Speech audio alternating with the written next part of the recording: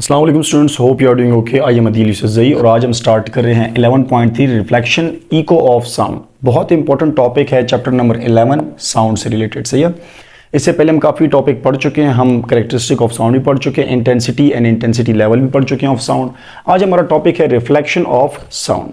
तो स्टूडेंट्स, आप लोगों ने अक्सर नोट किया होगा, जब भी आप किसी ओपन एरिया में जाते हैं, लेट्स सपोज माउंटेन्स एरिया में आप जाते हैं या किसी हॉल में जाते हैं, तो आप अगर वहाँ पर आवाज़ निकालते हैं या तेज़ आवाज़ से चिल्लाते हैं तो आपने नोट किया होगा कि आपको एक आवाज़ आपकी वापस भी आती है। एक आपकी ओरिजिनल वॉइस होती है और एक आपको आवाज़ वापस सुनाई देती है जो कि इस टाइप की होती है। जैसे कि अब जो मैं बोल रहा हूँ तो ये आपको जो आवाज़ रिफ्लेक्ट होकर सुनाई दे रही है, ये क्या है? इको है। Clear student? तो इस चीज़ को हम नाम क्या देते हैं स्टूडेंट? इको बोलते हैं। कि जब भी आपकी आवाज़ एक मीडियम से जाए और दूसरे मीडियम की सरफेस पर जाके टकराए और टकराने के बाद आपको दोबारा वापस सुनाई दे, इस चीज़ को हम क्या बोलते हैं? Reflection of sound. और क्या बोलेंगे? इको बोलेंगे। तो स्टूडेंट्स, लाइट की भी आपके पास रिफ्लेक्शन होती है, डिफरेंट चीज़ों की रिफ्लेक्शन होती है, लेकिन यहाँ पर हम स्पेशली हम साउंड की बात करें तो साउंड की रिफ्लेक्शन को हमने एक स्पेशल नाम दिया इको। तो यहाँ पर मैंने इसकी डेफिनेशन लिखी है स्टूडेंट्स, इसको पहले पढ़ लेते हैं। यहाँ पर बोलते हैं When sound is incident, जब भी एक साउंड इंसिडेंट होता है, इंसिडेंट का मतलब एक सरफेस पर जाके पड़ता है, on the surface of another medium, एक मीडियम से दूसरे मीडियम की सरफेस पर जाके, कहाँ पर? सरफेस पर जाके पड़ता है, उसके अंदर नहीं जाता बल्कि उसकी सरफेस पर जाके पड़ता है। इट बाउंसेस बैक, तो वो वहाँ से क्या होता है? रिफ्लेक्ट बैक कर जाता है, बाउंस बैक कर जाता है इनटू द फर्स्ट मीडियम, दोबारा ही अपने मीडियम में वापस आ जाता है। तो इस चीज़ को हम क्या बोलते हैं? इको बोलते हैं या रिफ्लेक्शन ऑफ साउंड बोलते हैं स्टूडेंट। तो यहाँ पर मैं एक डायग्राम आपको शो कर रहा हूँ। नाउ स्टूडेंट, इसी डेफिनेशन को हम एक एग्जांपल के थ्रू भी समझ लेते हैं। एग्जांपल आपके पास बोर्ड पर है, तो आप नोट करें कि आपके पास एक लेट्स सपोज एक दीवार है और उस दीवार के सामने आप खड़े हो जाते हैं और कुछ डिस्टेंस पर आप खड़े होते हैं। आप जैसे ही शाउट करेंगे, चिल्लाएंगे, तो आपकी आवाज़ जाएगी उस दीवार के साथ जाके टकराएगी। तो जो आपकी आवाज़ जा रही है, ओरिजिनल साउंड जा रही है, उसको हम बोलते हैं इंसिडेंट साउंड बोलते हैं। Clear student? अब जाके जैसे वो दीवार से टकराएगी तो जिस एंगल से वो उस दीवार से टकरा रही है उसको हम बोलते हैं incident angle of that original sound. इस तरह भी आप बोल सकते हैं। सिमिलरली अब वो टकरा के जैसे वापस आएगी तो उसको हम बोलते हैं इको या रिफ्लेक्टेड साउंड। आप बोलेंगे तो उसको हम बोलेंगे रिफ्लेक्टेड साउंड, और जिस एंगल से वापस आएगी उसको हम बोलते हैं रिफ्लेक्टेड साउंड। तो इसी से रिलेटेड एक एग्जांपल आप देख सकते हैं कि हमने एक एक्टिविटी आपकी बुक में भी है, उसको भी आप देख सकते हैं। डायग्राम आप देखें, यहाँ पर आपके पास एक दीवार है और इस दीवार के साथ हमने दो पाइप्स अटैच किए हैं। आप ये पाइप्स खुद भी बना सकते हैं, कोई भी पेपर ले लें, उसको फोल्ड कर लें, तो उससे आपके पास पाइपें बन जाएंगे। तो आपने इनको इस तरीके से रखना है कि इन दोनों का एंगल नॉर्मल से सेम होना चाहिए। एंगल ऑफ इंसिडेंट और एंगल ऑफ रिफ्लेक्शन क्या होना चाहिए? सेम होना चाहिए। तो आप अगर इस वाले पाइप में बात करेंगे, फर्स्ट वाले पाइप में, तो ऑटोमेटिकली आपको दूसरे पाइप में आवाज़ प्रॉपरली क्लियरली फील हो रही है। तो इस चीज़ को हम क्या बोलते हैं? इको बोलते हैं स्टूडेंट। क्लियर हो गया? तो यहाँ पर आपके पास रिफ्लेक्शन भी हो रही है, साउंड यहाँ पर जा रहा है, दीवार के सरफेस से टकरा रहा है और वापस आ रहा है, तो आपके पास क्या है? रिफ्लेक्शन। अब स्टूडेंट यहाँ पर आप देखें, लॉज ऑफ रिफ्लेक्शन भी आपके पास यहाँ पर वैलिड होंगे, क्योंकि हम क्या पढ़ रहे हैं? रिफ्लेक्शन ऑफ साउंड पढ़ रहे हैं, तो यहाँ पर रिफ्लेक्शन होनी चाहिए। तो रिफ्लेक्शन का जो सबसे फर्स्ट लॉ है वो ये है कि आपके पास जो एंगल ऑफ इंसिडेंस है वो बराबर होना चाहिए एंगल ऑफ रिफ्लेक्शन का। तो मैं यहाँ पर लिख लेता हूँ कि आपके पास एंगल ऑफ इंसिडेंस, मतलब एंगल ऑफ इंसिडेंस यहाँ पर क्या होगा? जो साउंड जा रहा है, टकरा रहा है उस वॉल के साथ, तो उसका जो एंगल बन रहा है उसको हम क्या बोलेंगे? Angle of incident of that sound must be equal to angle of reflection. Clear? ये फर्स्ट लॉ हो गया। और सिमिलरली स्टूडेंट्स, आपके पास जो रिफ्लेक्शन का सेकंड लॉ है वो ये है कि आपके पास इंसिडेंट रे, मतलब इंसिडेंट साउंड, और जो रिफ्लेक्टेड साउंड है और जो नॉर्मल है, तीनों के तीनों एक ही पॉइंट पर मिलने चाहिए। तो हम यहाँ पर सिंपली इस तरह लिख सकते हैं कि आपके पास जो इंसिडेंट साउंड है, इंसिडेंट साउंड, सिमिलरली नॉर्मल, क्योंकि इंसिडेंट साउंड कहाँ पर गिरेगा? नॉर्मल पर गिरेगा। और जो आपके पास रिफ्लेक्टेड साउंड है, रिफ्लेक्टेड साउंड, ऑल लाए, सारे के सारे पढ़ने चाहिए एट सेम पॉइंट। ये सारे के सारे एक ही पॉइंट पर जाके मिलेंगे, तभी आपके पास क्या होगी? रिफ्लेक्शन होगी स्टूडेंट्स। यहां तक क्लियर? नाउ स्टूडेंट्स, यहां पर मैंने एक चीज लिखी, विच सर्फेसेस रिफ्लेक्ट साउंड मोर। कौन सी ऐसी सर्फेसेस होंगी जिसके ऊपर साउंड अगर जाएगा तो वो रिफ्लेक्शन ज़्यादा करेंगी। तो यहाँ पर मैंने दो पॉइंट्स लिखे हैं। पहला पॉइंट ये है कि जितनी बड़ी सरफेस होगी उतनी रिफ्लेक्शन ज़्यादा होगी। तो मैं यहाँ पर लिख लेता हूँ कि लार्ज सरफेसेस क्या करेंगे? रिफ्लेक्शन भी ज़्यादा करेंगे। जितनी सरफेस लार्ज होगी उतनी रिफ्लेक्शन भी ज़्यादा होगी, और जितनी सरफेस छोटी होगी साइज में उतनी ही रिफ्लेक्शन भी कम होगी, इको भी कम प्रोड्यूस होगा।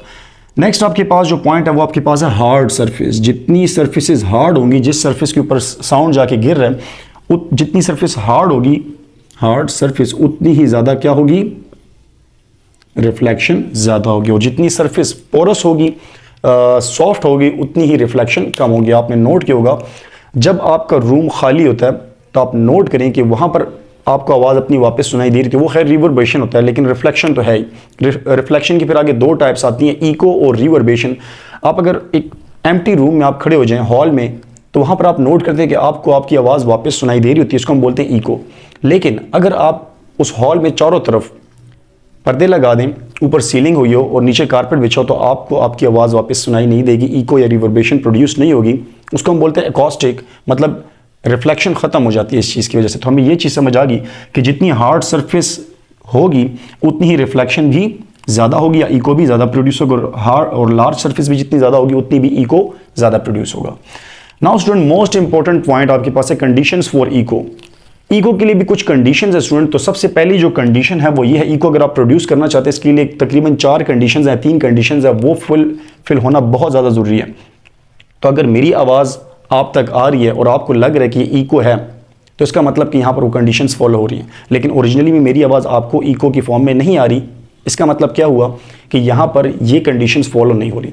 सबसे फर्स्ट कंडीशन स्टूडेंट आपके पास ये है कि आपके पास जो इंटेंसिटी ऑफ साउंड है वो ग्रेटर होनी चाहिए, मतलब लो इंटेंसिटी नहीं होनी चाहिए। तो यहाँ पर मैं सिंपली लिख देता हूँ। तो इसका मतलब यह है कि अगर आप इको प्रोड्यूस करना चाहते हैं तो आप स्लो नहीं बोलेंगे, अपनी साउंड की इंटेंसिटी आप क्या करेंगे, ज़्यादा करेंगे। जितनी आपकी साउंड की इंटेंसिटी ज़्यादा होगी उतने ही चांसेस हैं इको के प्रोड्यूस होने के, वापस आपको आवाज़ आ सकती है। क्लियर। सेकेंड पॉइंट हम इस तरीके से लिख सकते हैं कि साइज ऑफ ऑब्स्टिकल,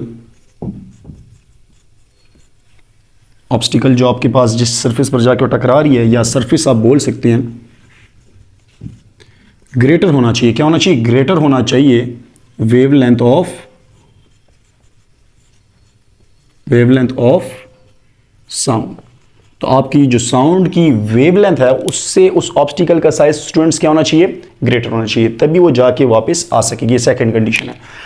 और थर्ड कंडीशन स्टूडेंट्स ये है कि जो मोस्ट इंपॉर्टेंट कंडीशन है वो ये है कि आपकी आवाज़ जो ओरिजिनल वॉइस जाती है और जब वापस आती है तो उसमें डिफरेंस कम से कम कितना होना चाहिए, 0.1 सेकेंड का होना चाहिए। तो हम सिंपली बोल लेंगे, ये मोस्ट इंपॉर्टेंट पॉइंट है स्टूडेंट्स। यहां पर मैंने क्या लिखा है कि आपकी आवाज़ जो जा रही है और जो वापस आ रही है, इन दोनों के बीच में डिफरेंस कितना होना चाहिए, 0.1 सेकेंड का डिफरेंस होना चाहिए। अगर एक आवाज़ इससे कम से कम, इससे ज़्यादा हो तो वो खैर है, लेकिन इससे अगर कम होगा तो उसको फिर हम इको में काउंट नहीं करते। क्लियर हो गया स्टूडेंट। तो ये आपके पास एक मोस्ट इंपॉर्टेंट पॉइंट है। अब स्टूडेंट यहाँ पर आपकी बुक में एक फोर्थ पॉइंट भी लिखा हुआ है, आपकी बुक में वो ये बताया हुआ है कि जो मिनिमम डिस्टेंस होना चाहिए इको प्रोड्यूस करने के लिए, आप जहाँ पर खड़े हैं उससे आपका जो डिस्टेंस होना चाहिए वो है 17 मीटर का डिस्टेंस आपको दिया गया। लेकिन स्टूडेंट्स ये जो दिया गया ये आपको एयर के लिए दिया गया, एयर के लिए। अब ये आपको कैसे पता चला? तो स्टूडेंट्स ये आपके पास इंपॉर्टेंट चीज़ है, ये चीज़ आपके पास चेंज हो सकती है। आपके पास क्या चेंज हो सकती है, फ्रॉम मीडियम टू मीडियम, या आपके पास मीडियम हो सकते हैं। मीडियम चेंज होगा तो आपके पास minimum distance for producing echo भी आपके पास क्या हो जाएगा, चेंज हो जाएगा। तो मैंने यहाँ पर दो चीज़ें ली हैं, एक condition of echo in air, कि एयर में अगर आप इको प्रोड्यूस करना चाहते हैं तो उसमें डिस्टेंस कितना होना चाहिए मिनिमम, और अगर वाटर में आप इको प्रोड्यूस करना चाहते हैं तो उसके लिए मिनिमम डिस्टेंस कितना होना चाहिए स्टूडेंट्स। तो यहाँ पर लेट्स सपोज अगर एक पर्सन यहाँ पर खड़ा हुआ है, एक पर्सन यहाँ पर खड़ा हुआ है और यहाँ पर एक दीवार है, लेट्स सपोज यहाँ पर एक हार्ड ऑब्जेक्ट है, तो ये जैसे स्टूडेंट यहाँ से साउंड प्रोड्यूस करेगा तो ये जो साउंड है कौन सा साउंड है, इंसिडेंट साउंड। ये कौन सा इंसिडेंट साउंड है, और ये वापस भी आएगा और वापस आके इसको सुनाई देगा, तो ये कौन सा साउंड है, ये आपके पास है रिफ्लेक्टेड साउंड। अब स्टूडेंट्स यहाँ पर आप नोट करें, आप अगर चेक करना चाहते हैं कि यहाँ से लेके यहाँ तक डिस्टेंस कितना है, तो स्टूडेंट्स आप अगर चेक करना चाहते हैं कि ये डिस्टेंस कितना है, ये एस आपके पास किसका सिंबल है, डिस्टेंस का, तो आपके पास फार्मूला क्या है, S is equal to V T. अब यहाँ पर आपके पास जो एस है ये आपके पास डिस्टेंस है, तो मैं यहाँ पर लिख लेता हूँ एस इज इक्वल टू। तो स्टूडेंट्स एक चीज़ याद रखें, एयर के बीच में जो स्पीड ऑफ साउंड है, speed of sound in air आपके पास कितनी है, 340 मीटर पर सेकेंड। क्लियर हो गया। और यहाँ पर आपके पास जो टाइम लगता है, ये कितना टाइम लगता है, 0.1 सेकेंड। क्लियर? तो हम ये दोनों वैल्यूज़ को यहाँ पर पुट करते हैं, तो v आपके पास कितना है 340 मल्टीप्लाई और टाइम आपके पास कितना है 0.1 सेकेंड। तो आपके पास यहाँ पर जो डिस्टेंस आ जाएगा स्टूडेंट, यहाँ पे आता है 34 मीटर। लेकिन स्टूडेंट यहाँ पर देखें तो ये जो आपके पास डिस्टेंस है, कौन सा डिस्टेंस है, 34 मीटर आपके पास वो डिस्टेंस है कि जब आपकी आवाज़ यहाँ से यहाँ तक गई और फिर वापस आई, तो ये टोटल डिस्टेंस आ गया, जाने में और वापस आने का टोटल डिस्टेंस है। तो हमने तो क्या कैलकुलेट करना है, सिर्फ एक साइड का डिस्टेंस चेक करना है कि कितना डिस्टेंस होना चाहिए। तो हम क्या कर देंगे, इसको 2 पर डिवाइड कर देंगे स्टूडेंट। तो हम ऐसा कर लेते हैं कि इसी को डिवाइड कर देते हैं, 34 मीटर को डिवाइड कर लेंगे 2 पर, तो आपके पास यहाँ पर जो मिनिमम डिस्टेंस बनता है वो आपके पास कितना बनता है, ये एयर के लिए हम कैलकुलेट कर रहे हैं, ये आपके पास बनता है 17 मीटर। तो स्टूडेंट्स यहाँ से हमें ये चीज़ सीखने को मिलती है कि एयर के बीच में जो इको अगर आप प्रोड्यूस करना चाहते हैं तो उसके लिए जो मिनिमम डिस्टेंस होना चाहिए वो कितना होना चाहिए, 17 मीटर। अब यहाँ पर देखते हैं, ये आपको बताया गया, लेकिन अगर आपको बोला जाए कि वाटर में ज़रा चेक करें, तो वाटर में स्टूडेंट चेक करते हैं। लेट्स सपोज ये हमारे पास वाटर हमने यहाँ पे ड्रा किया और इसके बीच में एक सब मैरीन है, और आगे लेट्स सपोज एक चट्टान है, कोई पहाड़ है, लेट्स सपोज यहाँ पर एक ऐसी चीज़ है कि जो काफ़ी हार्ड है। तो ये जैसे यहाँ से साउंड प्रोड्यूस करेगी तो लाजिम बात है यहाँ से साउंड जाएगा यहाँ पर, ये कौन सा साउंड है, इंसिडेंट साउंड, जाने वाला, और यहाँ से टकरा के थोड़ी देर बाद वापस आएगा। तो अब हम ये चेक करते हैं कि हमारे पास यहाँ पर मिनिमम डिस्टेंस कितना होना चाहिए, मतलब यहाँ से लेके यहाँ तक डिस्टेंस मिनिमम कितना होना चाहिए, वाटर में आपके पास मिनिमम डिस्टेंस कितना होना चाहिए, ये भी हमने चेक करना है। तो स्टूडेंट्स यहाँ पर आप नोट करें, यहाँ पर भी आपके पास वही वाला फॉर्मूला लगेगा, S is equal to VT। Now students यहाँ पर एक इंपॉर्टेंट बात है समझने वाली, वो ये है कि आपके पास speed of sound in water वो 5 टाइम है speed of sound in air. मतलब ये हुआ कि आपके पास जो स्पीड ऑफ वाटर है वो 5 टाइम है speed of sound in air. Clear?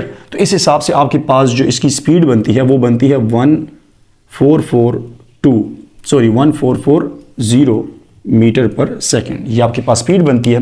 तो अगर इसी वैल्यू को मैं यहाँ पर पुट कर दूँ तो आपके पास आ जाएगा S is equal to V, आपके पास क्या 1440 मल्टीप्लाई और टाइम आपके पास कितना है 0.1।